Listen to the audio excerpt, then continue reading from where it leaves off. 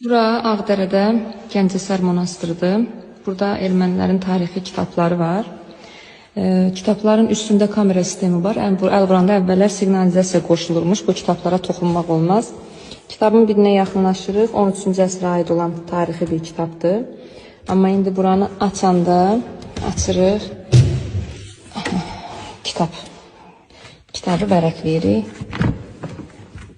Və 13-cü əsrə aid olan erməni tarixinə, erməni mədəniyyətinə aid olan bir kitabdır.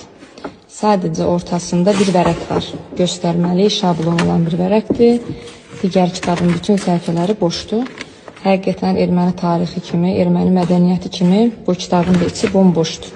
Heç bir şey yoxdur və bunun kimi digər kitabların hamısının içi boşdur. Yəni göstərdikləri tarix də, mədəniyyət də bu şəkildə saxtadır. Kitabların hamısının içi boşdur.